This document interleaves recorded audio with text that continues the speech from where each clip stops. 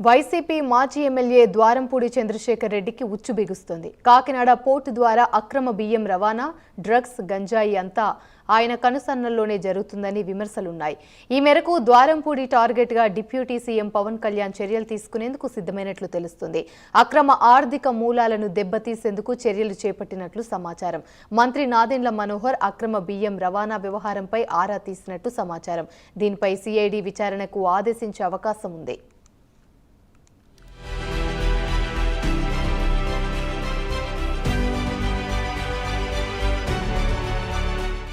Ration మాఫియాకు care of address అయిన ద్వారంపూడి చంద్రశేఖర్ రెడ్డి పేదలకు చేరాల్సిన ration బియ్యంతో అక్రమ వ్యాపారం చేసిన ఆయన ఆట కత్తించేందుకు పవన్ సిద్ధమైనట్టు తెలుస్తోంది.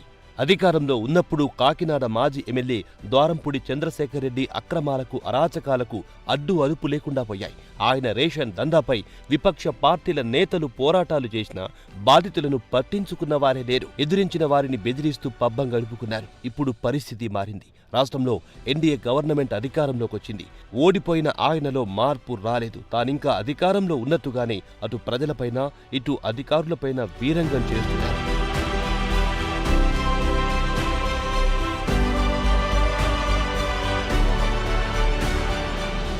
కాకినాడ జిల్లాలో అనేక రైస్ మిల్లులు అక్రమాలకు అడ్డాగా మారాయి. ఖరీఫ్, రబీ సీజన్లో ధాన్యం కొనుగోలు, రవాణా సమయంలో రైతులను నిలువున మోసం చేస్తున్నాయి. పౌర సరఫరాల సంస్థకు ధాన్యం సేకరణకు సంబంధించి బ్యాంక్ గ్యారంటీలు సమర్పించే దగ్గరి నుంచి సీఎంఆర్ ధాన్యం స్థానంలో ఒడిషా బియ్యం అంటగట్టినా అడిగే నాదుడే లేడు.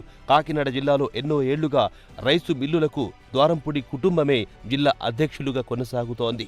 వైసీపీ పాలనలో జిల్లా, రాష్ట్ర అధ్యక్ష పదవులు ఈ కుటుంబమే అనుభవించింది. అటు ద్వారంపూడి తండ్రి పౌర సరఫరాల సంస్థ చైర్మన్ గా వ్యవహరించారు. దీంతో జిల్లాలో రైస్ మిల్లర్లంతా ఈ కుటుంబం కనుసన్నల్లోనే ఉండేవారు. వీరెంత అడిగితే అంత సమర్పించాల్సిందే. దీంతో జిల్లా పౌర సరఫరాల సంస్థ అధికారులు ద్వారంపూడి కుటుంబానికి భయపడి మిల్లులపై తనిఖీలు చేయడానికి సాహసించలేదు. వాస్తవానికి జిల్లాలో సార్టెక్స్, పోర్టిఫైడ్ రైస్ మిల్లులు 210కి పైనే ఉన్నాయి. వీటిలో ఖరీఫ్ ధాన్యం సేకరణలో ఆర్బీకేలు, ధాన్యం కొనుగోలు కేంద్రాల నుంచి ధాన్యాన్ని తీసుకుని మరా ఆడించి ఇవ్వాలి. పలు మిల్లులు ఒడిషా నుంచి తక్కువ ధరకే ధాన్యం కొనుగోలు చేసి మరా ఆడించి తీసుకున్న ధాన్యం రకం బదులు ఒడిషా ధాన్యం మర ఆడించి అంటగడుతున్నాయి. ఇలా మిగిల్చుకున్న జిల్లాలో పండిన బియ్యాన్ని పాలిష్ చేసి విదేశాలకు ఎగుమతి చేస్తూ కోట్లలో సంపాదిస్తున్నాయి. ఇంత జరుగుతున్న తనిఖీల ఊసే లేదు. జిల్లాలో ఖరీఫ్, రబీ సీజన్లో రైసు మిల్లులో ధాన్యం కొనుగోలు కేంద్రాల నుంచి ఎంత ధాన్యం వెళ్లిందో అంతే నిల్వ ఉండాలి. కానీ దీనికి సమానంగా ఒడిషా ధాన్యం ఉంటున్నాయి. వీటిని తనిఖీ చేసి స్వాధీనం చేసుకుని మిల్లులపై కేసులు నమోదు చేయాలి. కానీ ద్వారంపూడి కుటుంబానికి భయపడి జిల్లా పౌర సరఫరాల సంస్థ డిఎం నుంచి జాయింట్ కలెక్టర్ వరకు వీరి వైపు కన్నెత్తి చూడ్డానికి కూడా సాహసించలేదు. అధికారులు మామూళ్ల మత్తులో జోగుతుండడంతో మిల్లులపై దాడుల సంగతే మర్చిపోయారు.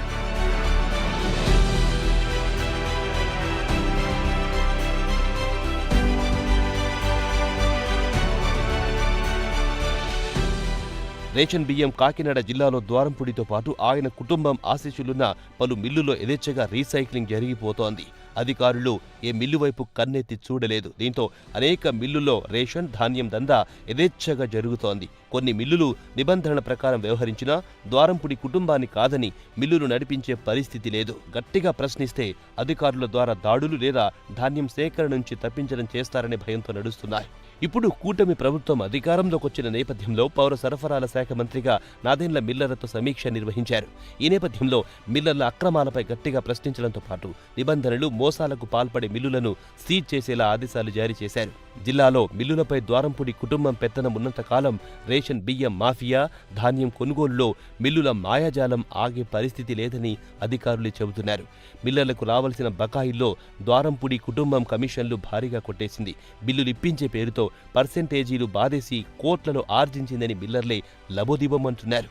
మంత్రి నాదెండ్ల మనోహర్ కాకినాడ జిల్లా కరప మండలం నడకుదురులోని లావన్ ఇంటర్నేషనల్ సంస్థకు చెందిన గోదాములను తనిఖీ చేశారు.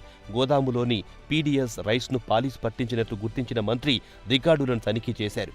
గోదాములో నిల్వలకు, రికార్డులకు పొంతన లేదు. అక్రమాలను పసిగట్టిన మంత్రి పలు గోదాములను సీజ్ చేసి మొత్తం వివరాలు సమర్పించాలని అధికారులను ఆదేశించారు. దీంతో అధికారులు 2 గోదాములో నిల్వ ఉన్న బయట లారీల్లో ఎక్కించిన బియ్యం, నూక, ఇతర సరుకులను లెక్కించారు. చివరికి 13 కోట్ల 40,59,570 రూపాయల విలువ కలిగిన 4,531 టన్నుల సరుకులను సీజ్ చేశారు. అలాగే ఉప్పలంకలోని సరళ ఫుడ్స్ రైస్ మిల్లును మంత్రి తనిఖీ చేసి నిబంధనలకు విరుద్ధంగా ఉన్నదాన్ని కూడా సీజ్ చేయాలని ఆదేశించారు. ద్వారంపూడి అక్రమాలకు ప్రజలు తమ ఓటుతో చెక్ పెట్టారు. మరోవైపు నగరంలో చంద్రశేఖర్ రెడ్డి, ఆయన అనుచరులు ఎన్నో భూదందాలకు పాల్పడ్డారు. అవన్నీ ఒక్కొక్కటిగా బయటకు వస్తున్నాయి. వైసీపీ హయాంలో 5 ఏళ్లలో చంద్రశేఖర్ రెడ్డి అక్రమ దందాలకు అడ్డొచ్చిన ప్రతి ఒక్కరిని వార్నింగ్తో సైడ్ చేశారనే ఆరోపణలున్నాయి. ఇప్పుడు డిప్యూటీ సీఎంగా పవన్ ఉండడంతో చంద్రశేఖర్ రెడ్డి అరాచకాలు బయటికొస్తున్నాయి.